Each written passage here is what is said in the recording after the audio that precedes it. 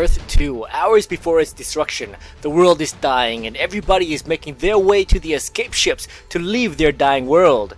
Dick Grayson and his son frantically race to the front of the line to get passage through. Unfortunately, they are denied.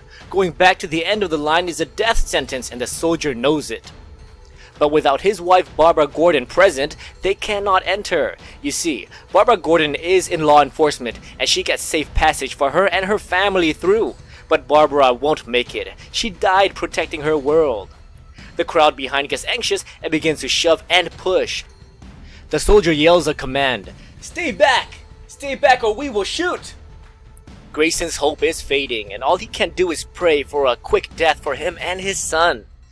But fortunately, a woman holding a premium access has given Tommy Grayson a chance for survival. The father hands over the son to a woman he had never met before. Tommy Grayson will live. A sigh of relief washes over the father, even though he is covered with chaos and panic. The ship begins to launch, but the unthinkable happens.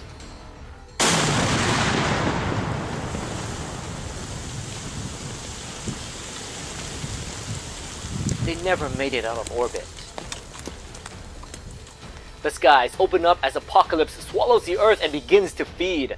Darkseid's parademon army poured out until their bodies blocked out the sun. Batman and the Flash were making their last stand against Calabac, trying to buy the refugee ships sometime while Superman and GL went toe-to-toe with Darkseid himself. Grayson ran. A man without a purpose ran. Towards danger, towards doom, towards the epicenter of chaos. But then the skies opened up once more. But this time, it wasn't Darkseid or Apocalypse. Tendrils of energy reached out, coated his body with metal liquid, and spirited him away. The last thing he remembered was Tommy. This isn't the end. Dick will find his son, and he will bring him back home. Present day. On the world of Telos, Earth 2 heroes are forced to make a choice. Which world will they choose to combat with? Telos opens up 2 domes for a test of might. After the worlds have destroyed each other, he states, "That worked well.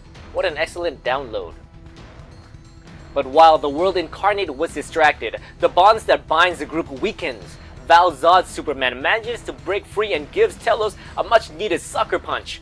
Meanwhile, GL Alan Scott attempts to connect to the powers of this world. Alan Scott achieved his goals even though he seemed a bit possessed. With his newfound powers, he summons up every last bit of his might to blast Telos to ashes. The group found time to recover as they help Alan Scott back to his feet. But the relentless Telos returns and states, "Didn't I tell you that I was one with this planet?" Scott is too weak to be of any help, so Val Zod's Superman takes up his place and flies in, giving Telos a run for his money. Superman's anger poured out of him as he were a madman. Telos did not stand a chance. But then the world incarnate does something unexpected. He surrenders and disappears back into the ground from which he came. The group now has time to collect themselves. We discover that after Alan Scott made a connection to this world, he now is partially connected to Telos, which means Alan Scott knows a part of the villain's plan and potentially how to stop him. The key to defeating Telos isn't on the surface of the planet, it is beneath it. Now, the journey is to seek answers in a nearby ruined city. Batman gives everyone their tasks. The Dark Knight from Earth 2 and Grayson will seek out the help from friends in a nearby Gotham City. Hours later, Batman and Grayson through the sewers enters a Batcave from a Gotham City that is not their own. Batman again commands Grayson to gain intel from the computers. He commands Grayson as if Dick was his sidekick.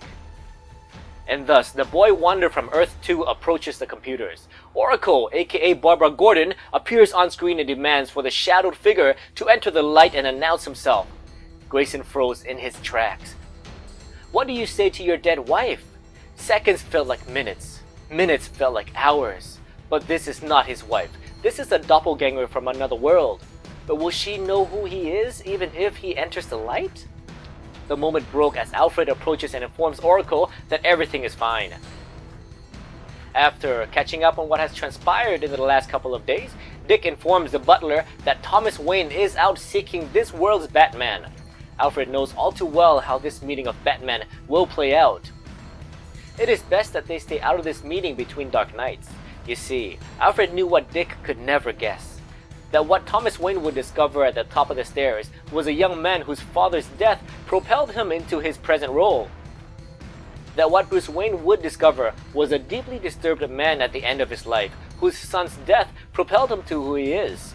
A wounded father and a wounded son. Alone, face to face, and with the air so thick, with the pain and the loss and things too long unsaid, father and son both felt a little peace. The meeting of father and son finally ends as they join their comrades in the Batcave. Grayson is given Batman-approved body armor, and Thomas Wayne is given the keys to the Batmobile. But before Thomas departs, he tells Bruce that if his father is anything like he is, Thomas Wayne from this Earth would be very proud of his son. Meanwhile, Jay Garrick, the Flash of Earth 2, scouts ahead and witnesses a battle among super-powered beings wearing insignias that he knows all too well. He regroups with his team and saves a man running from the Brainiac androids. After the man is helped to his feet, he tells the group that his name is Deimos and that the arrival of the Earth 2 heroes was foretold. He further states that he can lead them off this planet.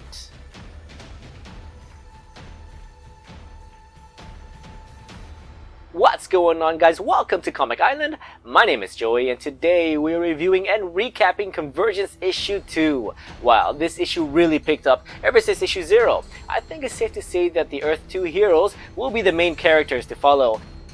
We got such a good opening to this issue, as we see what happens when Grayson had to part ways with his son. I never read Earth 2 before, but the beginning of this issue did such a good job making me feel bad for Dick Grayson. And we also get a small glimpse as to how the heroes escape their dying world and be brought to the world of Telos. So we got some pretty good action in this issue as well. Green Lantern Alan Scott and the Superman Val Zod takes on Telos, and they won? That was a bit odd that Telos gave up that easily, but Earth 2 heroes are an anomaly. They don't have a city under a dome. They're like free-range heroes that get to roam around different worlds. So with the 42 issue tie-ins, we get to follow heroes from the past that was forgotten, but the Earth 2 heroes gets a front row seat to all of this.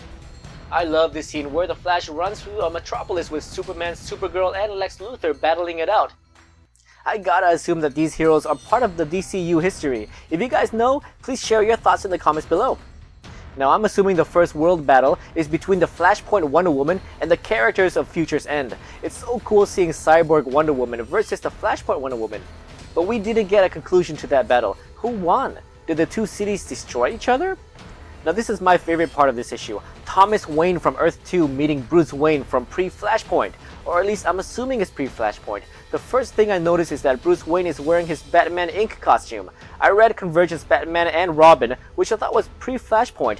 And in that issue that came out last week, Batman was wearing a different costume. So are these two the same Batman? Dang, my head hurts.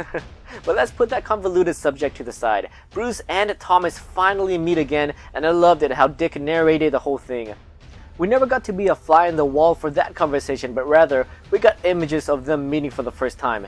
The one thing I wanted was to see Bruce and Thomas team up for at least 1 or 2 issues, but I guess with 6 characters, and then adding 1 more might be too much. So finally, the cliffhanger ending, we meet a man called Deimos. No, not that Deimos, this Deimos.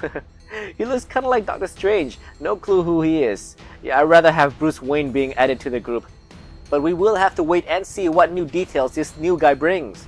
Alrighty guys, thank you so much for watching, and if you enjoyed this video, please like, subscribe, and Arden will be covering issue 3. So I'll see you next time in Convergence issue 4.